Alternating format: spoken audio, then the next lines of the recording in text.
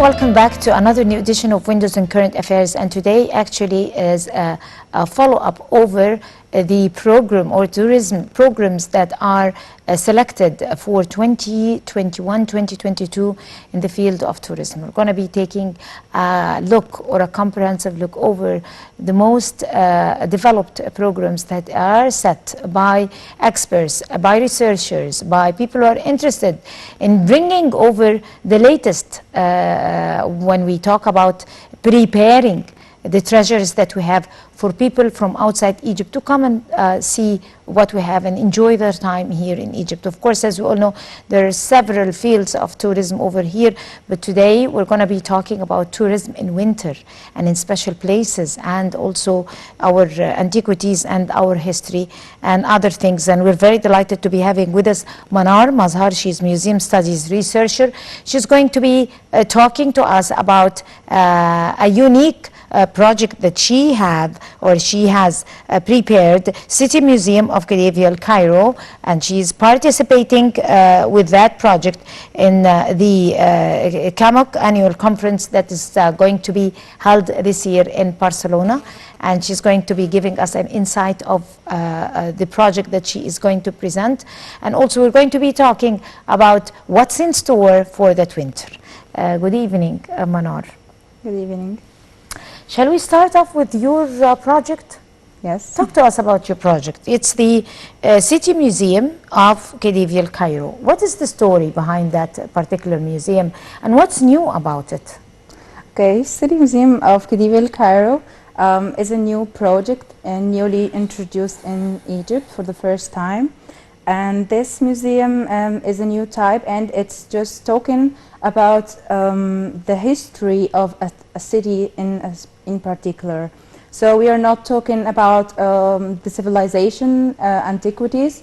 We're just focusing on the history of a specific city in a specific area, and we are targeting the people of the city to come, and they are invited in the museum to come and talk about their thoughts and memories, what they want to exhibit, and what they know about their cultural heritage of the city. And yes, this is for the first time introduced in Egypt, and I'm participating also with my country's name in an international conference under the umbrella of the ICOM. ICOM is the International Council of Museums around the world, and ICOM has like around some committees under it, and those committees are meant for specific museums. The committee that we are talking about is the CAMOC. And CAMOC is dedicated for city museums and their role in the cities and what they care about. They care about people, their past and present and future. So we are talking now, because as we see on screen, this is a virtual reality of the museums in Khedive Cairo, old Khedive Cairo, which is very, and the old mid-time Cairo, and the theaters, the theaters there, and the concerts that were held back in the 60s, I guess, or the 50s. It's very precious. This is very, very precious time. It's just like, of course, there's difference in time, but it is just like the pop art in New York, or Oscar Wilde's type of art, which of course there is a difference of time, like I mentioned, but that is also even more precious. It holds a lot of history. Yes. So when we talk about Khedive Cairo, we do not only talk about the time of the Khedive Cairo, but at the same time we talk about the art there, the people, the type of music, and the culture, the type of art that was presented. I mean, too many things. It's not only Khedive Cairo. As I said and mentioned, that city museums are entitled with people. So in particular, people are invited to come and have a platform to talk about their thoughts for the city. And for the city museum, they have to choose what they want to exhibit in our museum. For example, I invited people to tell me what they think this is, what is more important and special, what is so special about Cairo. So the responses were amazing for me, because I thought they are going to respond to the stuff they said. For example, they said they keen about the architectural style of buildings that are going in the city. Of course, we are curious about the architecture buildings, as our country is has like an ongoing mission for the revival of Khedive El Cairo and the area of downtown area. We can see, if we are walking in the streets, we can see what is happening, and the renovation and the uplifting and works of upgrading that is happening in the architectural elements of the city. Besides, there are more important stuff and stuff that people are interested in the city, like the cinemas and theaters, because Cairo was the cultural hub in the 60s of the last century. And another interests for people in the city is the cafes, that because Cairo is very famous about cafes, and actually it's not really the interest of local people here. It's also the interest of international visitors. If you have a tourist, they are curious about coming to the city and going to cafes, because it's something in our culture, and this is the prominent thing that is distinguishing us. When you prepared that particular project, when you had it in mind, so it was not just a project, just an architect of a museum or an idea of a museum, as much as that you had to read the history of the time of Khedive El Cairo, that particular stage in our, in history, with all its art, with all its policies, with all its cultural background, with the social even background of that particular history, the Khedive El Cairo. How did you prepare for it from different ends and different angles? Talk to us about it. Well, no doubt this research was complicated a little bit, because we are talking about a city or an area that has a lot of communities and people are with different backgrounds. And this was a challenge for me, because I started my research with the history of the city, and then I started the research about people, because I'm focusing on people. Of course, history is important for me, but focusing on people's needs and what they imagine, what the thoughts they have about the city. And also, I wanted, like, my mission or my very important message is to preserve the cultural heritage values in Cairo, the tangible and the intangible ones. Because in Cairo it's interesting, because you have the building, which is the tangible heritage, and inside the building you have the intangible heritage, the stories and the people who were in the buildings. Like, those buildings had the repurposing and functions. Like, for example, in the past, people were residents inside those buildings. Now those buildings were upgraded and uplifted, and you can find, like, the stakeholders are there of the city are there, and they are working inside the buildings, because they know how much or how far it is important, and the cultural value of the buildings are important for them to be represented in a pleasant way.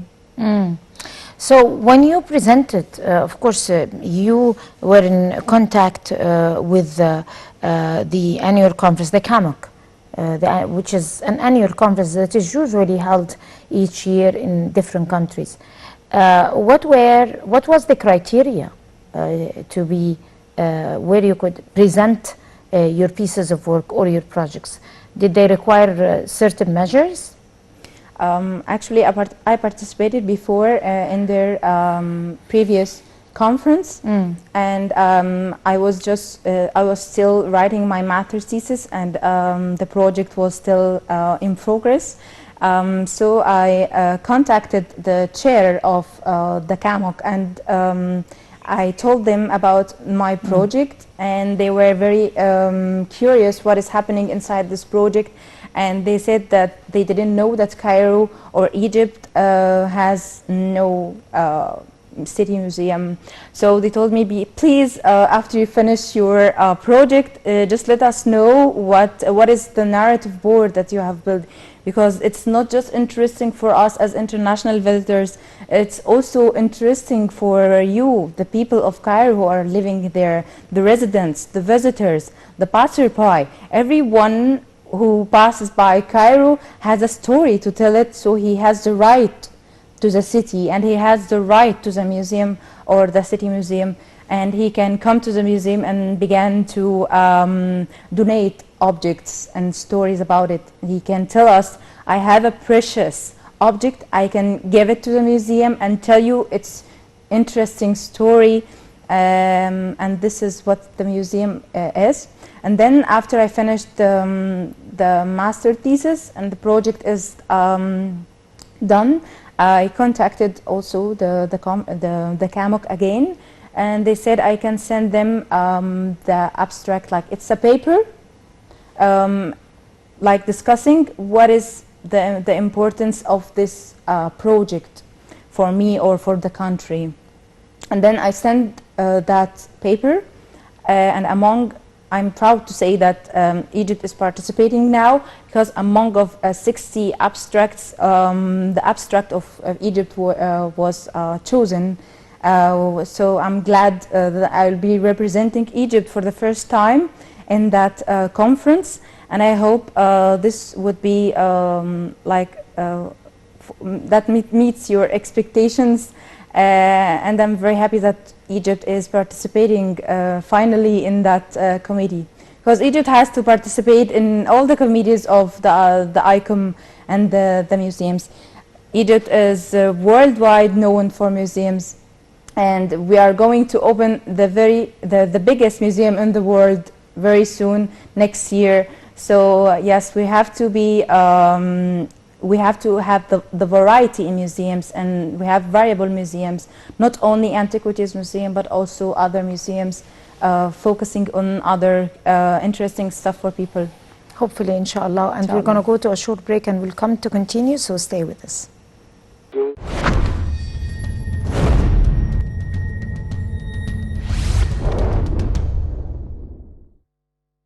Welcome back. We're still having here with us Manar Mazhar. She's museum studies researcher, and we're talking about Khedivial Cairo and that particular time in Cairo, which was really very exceptional. She presented a project talking about City Museum of Khedivial Cairo, and she's going to be participating in the CAMOC annual conference, which will be held this year in Barcelona in December. We have seen like a segment, a short segment about that really it tells in a funny way, talks about the beauty, and you can see here in the video the beauty in downtown Cairo back then, but it was not in Khedivial Cairo, of course, but back in the 60s, I believe, or something. Talk to us about that particular era in Cairo and the beauty. What signified that particular phase of time in downtown Cairo? Well, the message behind this video is clear, that we have a sound history, and the sound history is the history that has been told in the cultural scenes and had been told in the films from the last century. And in this movie, in Al-Ataba Al-Khadra, we can see that the two actors are talking about places and establishments that were in the city, in Hayy al-Ismailiyya, Midan al-Ismailiyya, or the downtown area, for example. And they were telling us this place and this place. Of course, we still have some places alive, and also there are some places that were demolished. So this is important for us in the City Museum, because it tells us more about history. History it's not only written in books, but also it is represented in other ways in radios and TV and movies. This is the first time for Egypt to participate in the CAMOC annual conference. Right. So talk to us about this, if you like to elaborate. Well, let's keep it after I finish the conference, but I can tell you that this conference is very prominent, and Egypt's name in this committee is very important because, yes, we don't have the project, it's just virtual until now, but we still can talk about Cairo, and we want to tell people that the history of the city is very spectacular, and the narrative world could be built in Cairo easily. This will be in the 1st of December.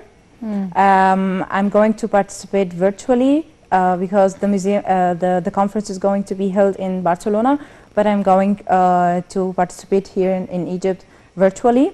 And hopefully I'm going to represent Egypt in a pleasant way. Of course. What does the participation signify for you? Years of work you've been working over that project. So what does it signify? I mean, talk to us about the value of the participation in such an annual conference. If this is a newly introduced project, so it's very important to make it broaden and let people around the world know about your project. Not only in your country you promote it, but you have to tell people that we still have we still have to make another types of museums, and we are just not presenting antiquities in our museums. Of course, our civilization is great, but we have another contemporary values to tell, and we have cultural heritage that we want to preserve, and we want to tell people about it. And it's very important really for tourism, because it's in newly introduced topics for international visitors.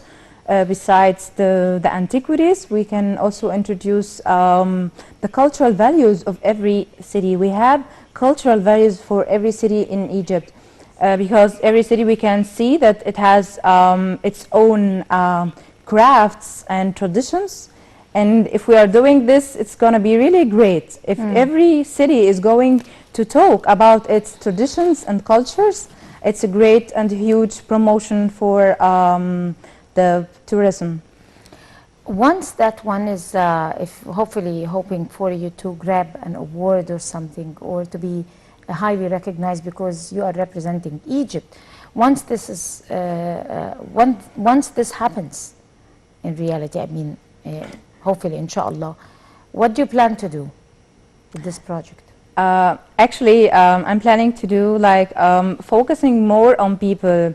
I want to invite people to the museum and have their own platform to express, to tell us more about what they dream, and this is gonna be a huge thing for future too, because we are going to make sustainability for our future. We're just not going to talk about past and present. We are going to talk about important issues in the city, like the climate change and what is happening and what is changing in the city. And this is also important to keep our city alive and ensure its sustainability. Yes, we will have a new administrative capital, but the old capital has to still in its prominent possession.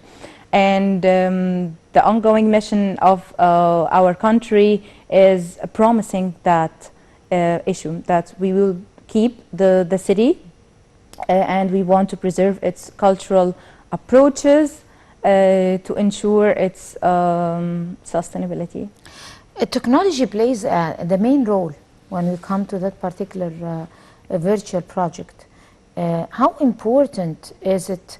I mean, of course, as we all know, that digitalizing life is becoming so fast, and also with the COVID or with the pandemic, things have been speeding up. with digitalizing our lives, and online work is becoming dominant. So it coincided with your project, since it is also online, and it is also full of technological elements. It is built on technology. So if you'd like to elaborate over this, because this is totally new. Yes, actually, doubtless, the technology is very, very crucial and important for museums. That's why in my museum, yes, I implemented and integrated some of the technological interpretive ways to visitors, because if you have the technological appliances inside the museum, you ensure a better experience than the ones that is just written. People are really, they got bored when they go inside the museum and they just read the labels and the stuff that you are hanging on the walls. They want to interpret more, and the interpretive ways are sure technological, like the screens and what we want to put inside those screens. For example, there is a huge technological experience that is called Culturama, and the Culturama is a very huge screen, 360 sometimes it is, and you can have a good experience about it because it's a very wide screen, and in the museum it can have like films and stuff that were filmed in the city of Khedivial, Cairo. Others interpretive stuff could be when the people are going inside the topics and the scenes. They can use them beside the showcases, like they can use the interpretive ways to elaborate more information that is that keeps the good experience in them. But did that inspire you? For example, that if you're doing some virtual reality project that would inspire you, since we are digitalizing our lives and talking about digital tourism, which is going to be the future, coinciding with other digital steps taken all over social media. There is going to be a revolutionary sweep of digitalization over social media. The whole world is talking about it.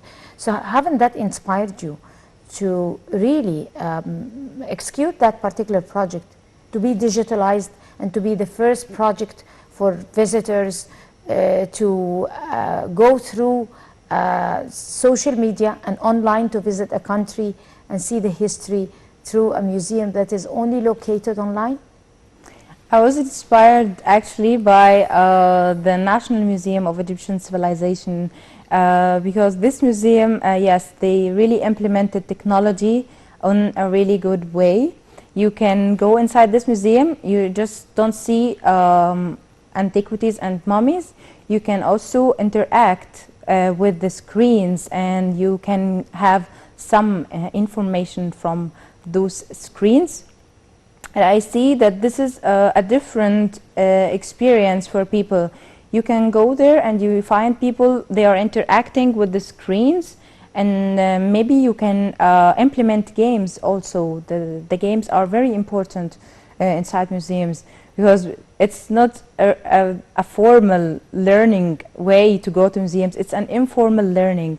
So you can give history, you can give information through the technology and the interactive ways inside museums.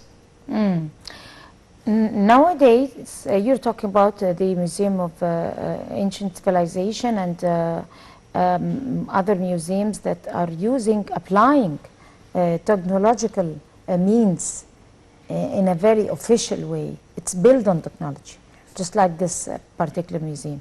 Talk to us about the importance of introducing technology to history.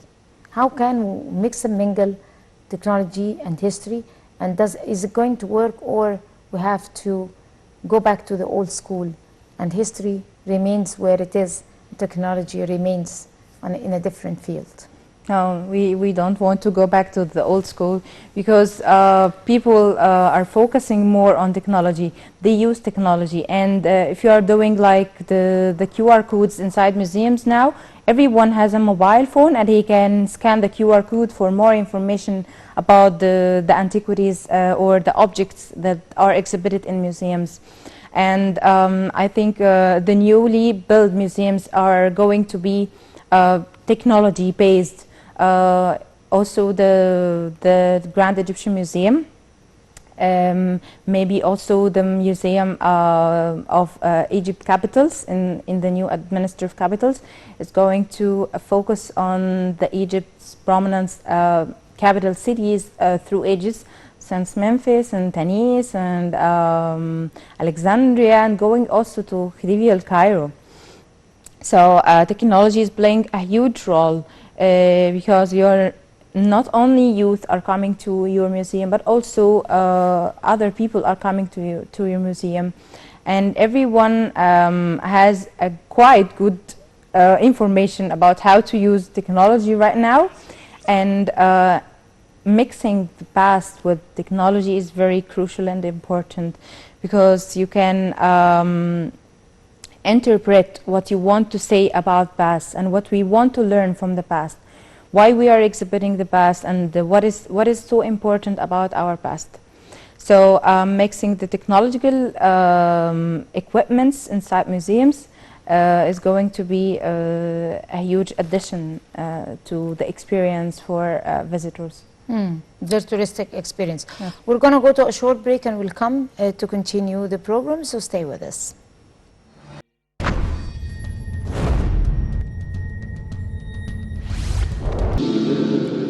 Unfortunately, we ran out of time, but after this beautiful video showing the time of Kulthum, one of the prominent singers at an era that was full of beautiful art, we'll have to end it here with you, Manar Mazhar. It has been a pleasure having you and talking about your project, and you are a museum studies researcher. Wishing you all the best of luck. You are representing Egypt, and the next time you come over, we'll have a lot to talk about. Thank you. And more things to unfold about that particular museum. Thank you. And I guess this brings us to the end of this edition of Windows and Current Affairs. Many thanks to all of you. Until we see you again next week, that's a goodbye.